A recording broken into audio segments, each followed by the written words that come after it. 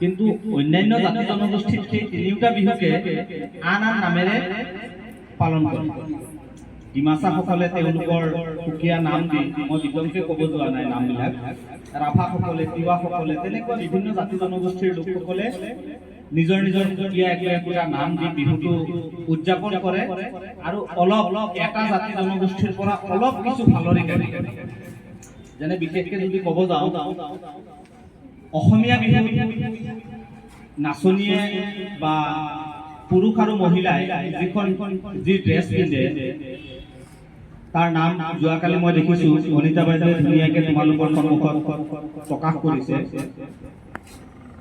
তিৱাসকলে আকৌ সেই একে নাম দিয়া বা একে নামৰ যি সাজপাৰ সেইখিনি পৰিধান নকৰে।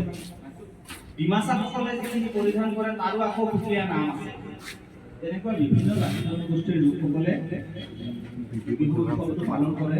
যি নহওক, এই বিহু বিষয়টো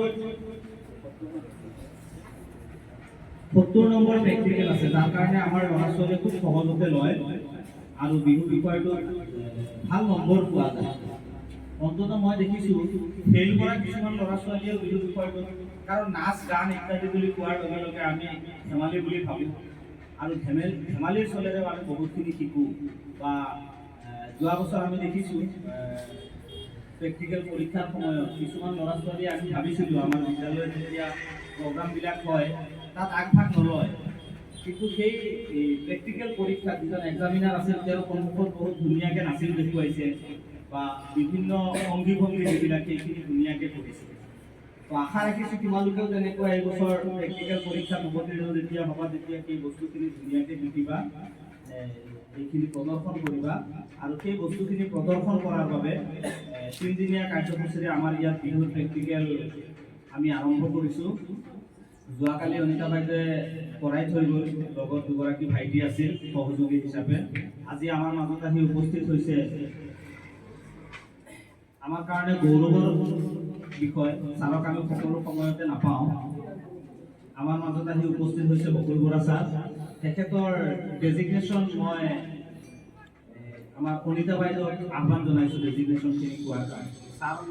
ছাৰক সকলো সময়ত পোৱা নাযায়, গতিকে মই তোমালোকক অৱগত কৰাৰ লগতে আহ্বান জনাইছোঁ যাতে একেবাৰে এনেকুৱা এটা পৰিৱেশ ছাৰৰ সন্মুখত দাঙি ধৰা, হুলস্থুলীয়া পৰিৱেশ, শান্তি শৃংখলাৰ এটা পৰিৱেশ দাঙি ধৰি ছাৰৰ কোৱা বহুমূলীয়া কথাখিনি তোমালোকে মনত ৰাখা আৰু যিখিনি কথা মনত ৰাখিলে তোমালোকৰ বিহু বিষয়ৰ প্ৰেক্টিকেলৰ পৰীক্ষাত তোমালোকৰ এই 70 নম্বৰৰ পৰীক্ষাত প্ৰায় 70 তোমালোকে পাবলৈ সক্ষম হ'বা। সেইখিনি এক্সট্ৰা বহীত লিখাৰ প্ৰয়োজন নাই। যদি সুস্থ পৰিৱেশ এটা তোমালোকে প্ৰদান কৰা, মই তোমালোককে কৈছোঁ, তোমালোকে যদি প্ৰদান কৰা ছাৰৰ সন্মুখত, ছাৰে সেইখিনি আৰু উজাৰি দিব, যিখিনি জানে সেইখিনি সম্পূৰ্ণৰূপে উজাৰি দিব আৰু যাৰ পৰা তোমালোক উপকৃত হ'বা। গতিকে ছাৰক এই ডেজিগনেশ্যন আৰু ছাৰৰ মানে মই কিয় কৈছোঁ ছাৰৰ ডেজিগনেশ্যন পোৱাৰ কাৰণে, মোৰ কওঁতে হয়তো ভুল হ'ব পাৰে, বাইদেউ ছাৰৰ লগত ওতঃপ্ৰোতভাৱে জড়িত আমি জনামতে, আৰু ছাৰক সকলো সময়ত পোৱা নাযায়। আজি আমাৰ ভাগ্যৰ বলত আমি আজি ছাৰক আমাৰ মাজত পাইছোঁ, যাৰ কাৰণে আমি নথৈ আনন্দিত। গতিকে মই অনিতা বাইদেউক আহ্বান জনাইছোঁ।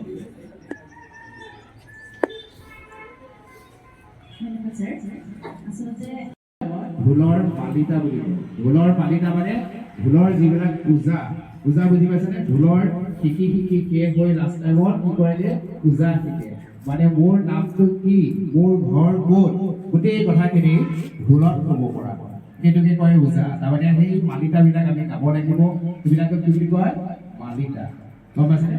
এতিয়া তাত কি আছে, এই শিৱক খুজিয়া পাৰ্থে ঢোল আনিলে নমাই, এই অনাদি ঢুলিয়া তোমাক বজাই শিকায়।